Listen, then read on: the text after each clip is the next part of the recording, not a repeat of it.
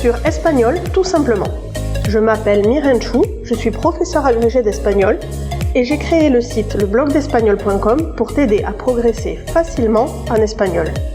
Si tu es à la recherche de ressources, d'astuces et de stratégies pour simplifier ton apprentissage et accélérer tes résultats, tu es au bon endroit. Dans ce podcast, je partage avec toi des outils précis et concrets pour t'aider à atteindre tes objectifs en espagnol dans la joie et la bonne humeur. Alors, installe-toi confortablement et c'est parti pour l'épisode du jour.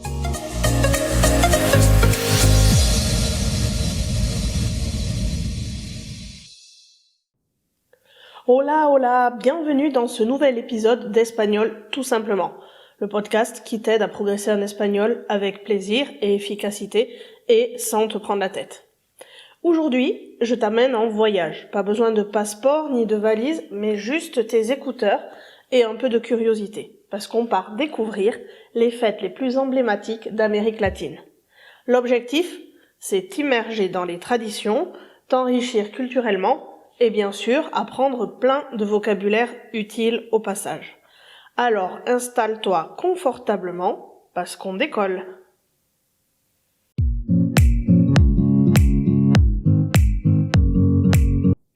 Mais avant de rentrer dans le vif du sujet, j'avais envie de voir avec toi pourquoi s'intéresser aux fêtes latines. En fait, parce que la langue et la culture sont indissociables. Comprendre les coutumes, c'est aussi mieux comprendre ce qu'on dit, ce qu'on entend et ce qu'on ressent. En Amérique latine, les fêtes ne sont pas juste des événements ponctuels. Ce sont des vraies expériences sensorielles et identitaires. On y retrouve à chaque fois de la musique, des tenues traditionnelles, des symboles indigènes la plupart du temps, de la religion très souvent et de la politique parfois. Et surtout, toujours beaucoup d'émotions. Voilà, maintenant que le cadre est posé, je te propose de rentrer dans le vif du sujet et on va commencer à s'intéresser aux fêtes en elles-mêmes. Et on va commencer par une fête qui est très connue, je suis sûre que tu en as au moins entendu parler. Il s'agit du Día de los Muertos, le jour des morts, qui est célébré au Mexique. C'est probablement la fête la plus célèbre d'Amérique latine et elle a lieu les 1er et 2 novembre qui correspondent, comme chez nous, au jour des morts. Même si ça peut sembler triste, c'est une célébration très joyeuse. On rend hommage aux défunts avec des autels décorés, ce qu'on appelle les ofrendas, du pain sucré typique, que l'on appelle pan de muerto, et des fleurs deuillées, ou de quelque chose qui y ressemble, le cempasúchil, avec de drôles de têtes de morts colorées, que l'on appelle calaveras. Anecdote intéressante, dans certaines régions rurales, les familles passent toute la nuit au cimetière, à manger, à discuter, à partager un moment avec leurs proches disparus, et contrairement à la perception qu'on pourrait en avoir en France ou en Europe où on peut trouver ça un peu glauque, en fait c'est très émouvant et c'est un vrai moment de bonheur, de joie et de partage.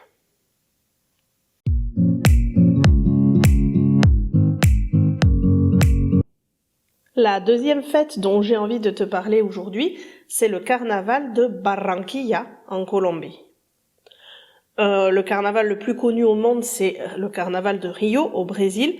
Eh bien, imagine ce carnaval de Rio, c'en est la version colombienne. C'est un carnaval géant, classé au patrimoine immatériel de l'UNESCO, et pendant plusieurs jours, il y a des troupes qui dansent dans la rue, on appelle ça des comparsas, avec des personnages burlesques qui défilent. Le personnage le plus connu est la Marimonda. C'est une figure inventée de toutes pièces pour se moquer des riches. En allant à ce carnaval, tu découvriras des mots comme cumbia, mascara ou encore desfile, un vrai bain de culture. Si tu veux retrouver les traductions de tout le vocabulaire associé à chaque fête, je t'invite à te rendre sur l'article associé à cet épisode de podcast. Comme tous les jeudis, je te mets le lien dans les notes de cet épisode. Comme ça, tu peux retrouver à l'écrit tout le vocabulaire, tout ce que tu n'as pas pu prendre en note si tu m'écoutes en faisant autre chose, dans les transports, en faisant le sport, etc. C'est tout prêt sur le blog et je le redis, tu trouveras le lien dans les notes de cet épisode ou alors en allant directement sur le blog leblogdespagnol.com. C'est le premier article si tu écoutes le podcast au moment de sa sortie.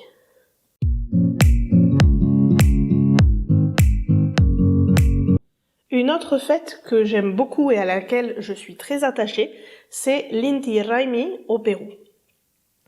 On célèbre l'Inti Raymi au moment du solstice d'hiver au Pérou. Attention, rappelle-toi que si tu vis dans l'hémisphère nord, les saisons sont inversées, donc ça correspond au solstice du 21 juin en France ou en Europe.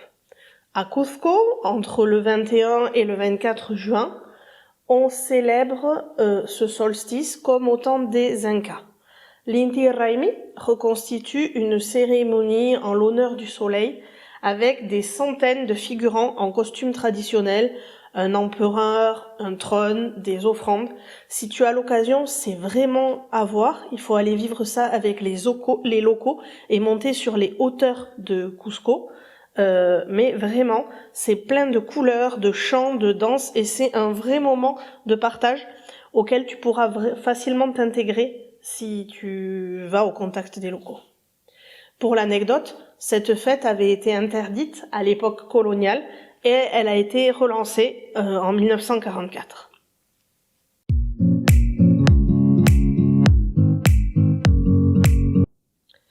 J'avais envie aussi de te parler de la Semana Santa, tu sais, cette semaine qui précède les fêtes de Pâques.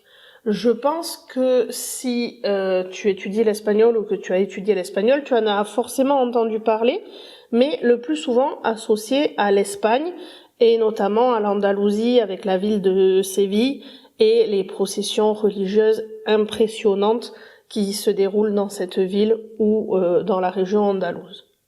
Je voulais quand même te mentionner que cette Semana Santa se célèbre aussi dans plein de pays d'Amérique latine, au Guatemala, au Pérou, au Mexique, en Argentine, et les cérémonies religieuses sont tout aussi impressionnantes qu'en Espagne, avec des statues, des pénitents en costume, des chants. Par exemple, à Antigua, au Guatemala, on prépare le passage des processions avec ce qu'on appelle des alfombras, c'est-à-dire des tapis de fleurs ou de sciures colorées. C'est une véritable œuvre d'art éphémère qui, selon moi, vaut tout autant le détour que la Semaine Sainte espagnole. Donc, si jamais tu te trouves en Amérique latine aux alentours des fêtes de Pâques, n'hésite pas à bien te renseigner sur les festivités qui vont avoir lieu. C'est souvent à l'extérieur, dans les rues, et ça vaut vraiment le détour.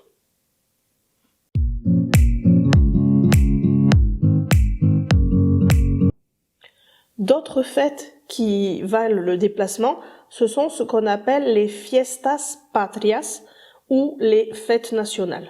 Chaque pays a sa fête nationale. Mais en Amérique latine, c'est vraiment du sérieux. Notamment au Chili, au Pérou, au Mexique et dans plein d'autres pays, c'est quelque chose qui vaut le déplacement.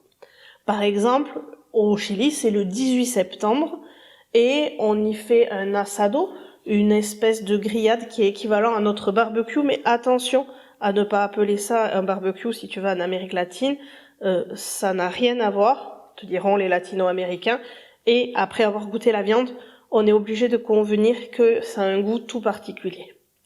Il y a aussi des danses folkloriques, au Chili par exemple, ça va être la cueca, des jeux traditionnels, et petit fun fact, si tu n'accroches pas ton drapeau chilien à ta maison, tu peux même écoper d'une amende. Ça, c'est l'exemple du Chili, mais c'est pareil au Mexique, au Pérou, en Argentine. Les fêtes nationales sont vraiment très célébrées et donnent lieu à tout un tas de réjouissances et de festivités dans la rue qui sont autant de moments de partage possibles, même si tu n'es pas autochtone et même si tu es là juste de passage.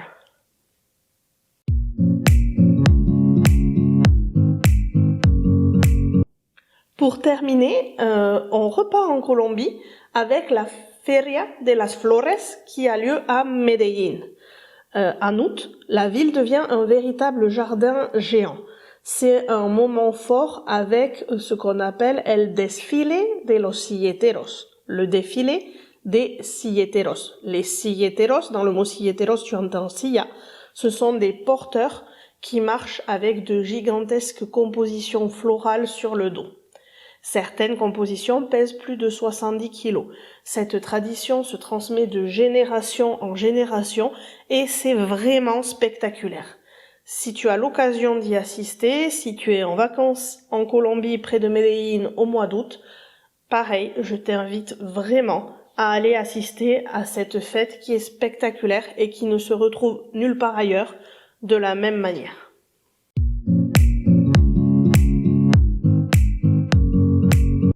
Voilà pour ce petit tour culturel des fêtes latino-américaines marquantes. Alors évidemment, il en existe vraiment plein d'autres.